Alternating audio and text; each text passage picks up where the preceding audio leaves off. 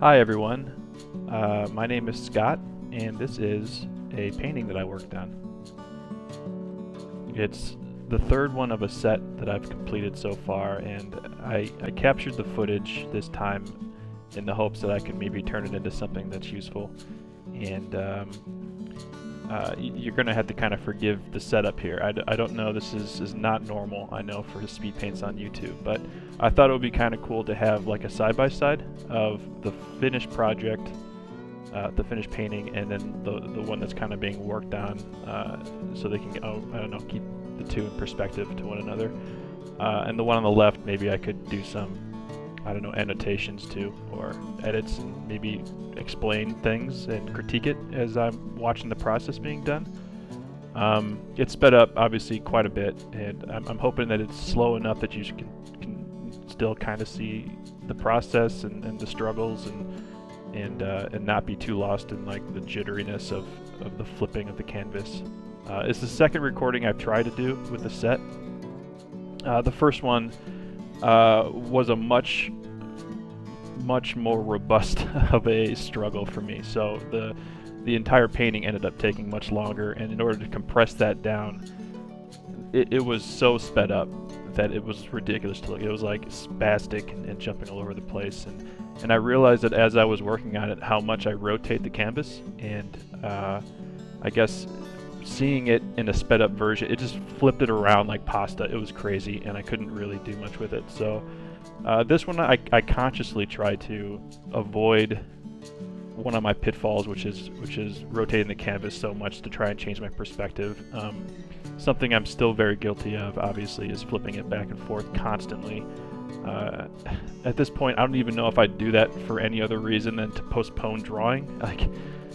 Like I flip so much that it's like you haven't drawn. You just keep trying to, like, you know, look at it in a new way, and I don't know, that might not make any sense for people that don't have that problem, but sometimes I catch myself flipping it like 10 times without making a single mark, and that doesn't really translate too well to a video. So hopefully this is going to be a little bit better, because I constantly tried to reduce that as much as possible, at least the rotation in this term. But yeah, this is a new series of paintings that I'm working on. It's kind of, right now, it's May when I'm recording this stuff in 2020, and it's not a great time, obviously, in the world right now. But I'm trying to do some stuff in my spare time to fill up the hours and just improve and everything. And so I try to do this. You know, I'm finding out that as I'm building my social media networks and stuff that I've neglected over the past few years, that it's hard to wake up and just like motivate yourself to do something that's fun to work on and new. And I guess I was just looking at my portfolios, and they felt so eclectic and random. And I thought maybe doing a series where I could focus on a few very specific design choices could help define my days a little bit better and give some unity and harmony to the portfolio stuff that I'm showing. And so I guess you could say this is, at least at the moment, it is May, that it's kind of like a May sketch-a-day that I'm trying to do. The hashtag that's being set up by Thomas Scholes, which is it's a great thing, and I'm trying hard to do it. And so far I've done 3 this month. I'm not going to release it. I have no real big interest in partaking in the thing online. But right now I'm just trying to, you know, again, fill up the hours and practice and do some cool stuff. And so one of the design choices is that I wanted to explore a style that I didn't have to spend a lot of time rendering, that was more graphic and I guess geometric. So the inspiration for this really is, I guess you could say, Mike Mignola from like Hellboy. And another big one is Ren Farron.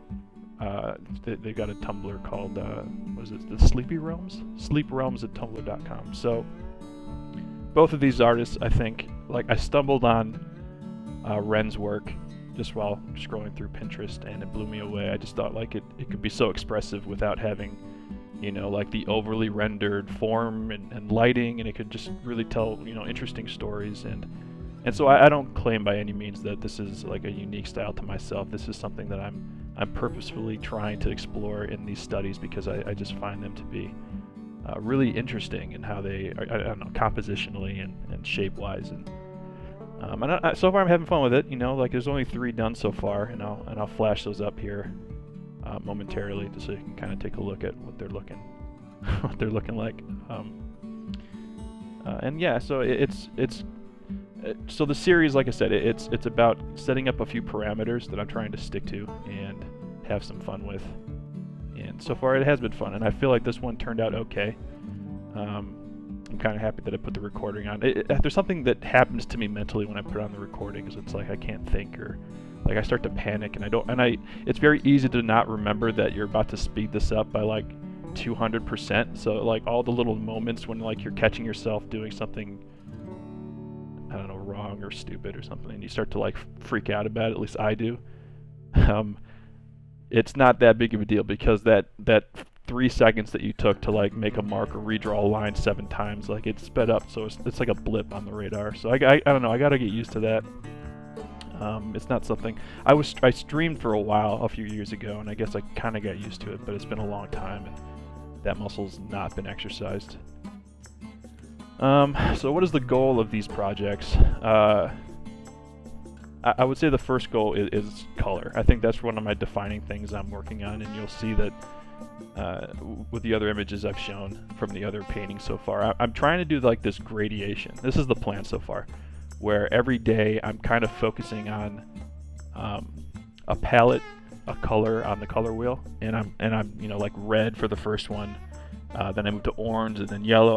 I'm going to kind of make this kind of... the plan is, you know, I might abandon this at any second, but the plan is that I'm going to kind of work my way around the color wheel. And by the end, have a set of really monochromatic and really graphic comic book style images that I think are a lot of fun. And so I guess to catch up where we're at in the video here, I've kind of jumbled my way through this a little bit, but you can clearly see that I'm working with the yellowish palette at this point, and I'm trying to figure out what works well, how I'm going to get like depth without really having any atmospheric effects, and I'm trying to stick with lines and all that kind of stuff, and how can lines, when you're working with so much depth in the space, not be so distracting to the forms. Yeah, and so it's just a lot of color tweaking and everything, and I don't know how helpful this is really going to be, but I'm trying my best here. Yeah, and so it's just a lot of, like, honestly, once you fill up the forms with color, I don't know if people have probably said this 1,000 times on YouTube videos, but like once you set up your forms with the line work that I've noticed so far, and you just fill it in with whatever colors you want to work with, even if they're just like standard kind of workable values and shades and hues and stuff, you can always edit these things in Photoshop in almost any direction you want, by either using like gradient maps or color selection is a huge one that I've started to use a lot. Color lookups for a while was kind of like my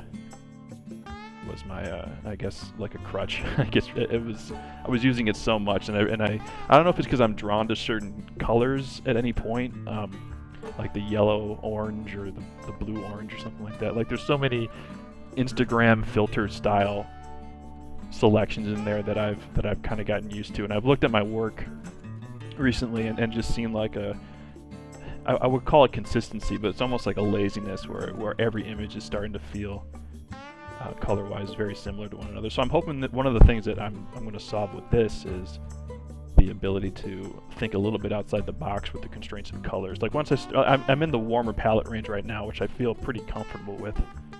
It's one of the reasons why I even started in that part of the circle. But you know, once I start to get to ones I haven't been very familiar with, you know, like greens, I don't really have a lot of green art. You know, like I don't know if I'm going to start thinking about things in new ways, hopefully, or think of weirder color combinations to kind of complement it as I'm working. I'm sorry, I guess I've stammered a lot. So there you go. So you see all that editing kind of flickering back and forth. Those are all just minor color tweaks. I'm just trying to push the vibrancy and all these kind of weird things. And I realized at this point where I like that purple shade that kind of bisects the image, and I wanted to bring up that a little bit more throughout the composition. So I'm doing these really graphic cloud shapes.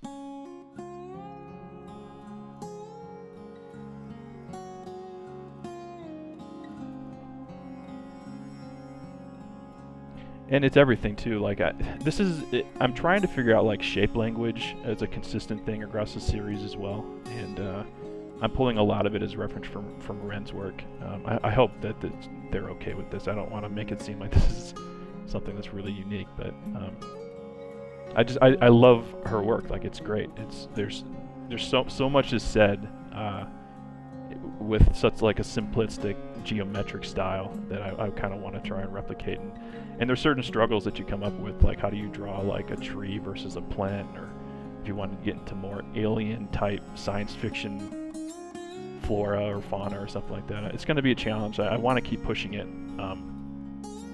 Thematically too, I realized the first image was feeling very fantasy, and I've always been more drawn to science fiction style content, so I wanted to push myself a little bit away from like the comfort zone, because so much of my professional work is like RTS style, games where you have just little units and they're all medieval, and I do it so much, and my passion is always much more science fiction, so I want to see if I can come up with something new when it comes to that.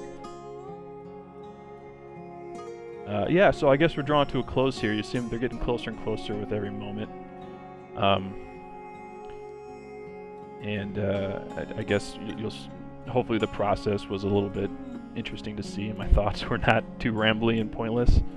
A small note here too, like I realized how the composition felt so orange and kind of empty. I like the separation, honestly, like looking back on it now. I like the lower horizon line. I like the sense of scale that's changing, and I realized about, I don't know, pretty late in this process, I've already applied noise filters to it. I was like, there's just not enough like separation in the foreground and background.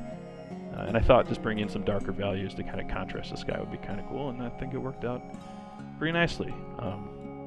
Yeah, so this is it. This is the painting, and I hope you enjoyed my rambling nonsense, and this was interesting. Hopefully it helped a little bit. So thank you.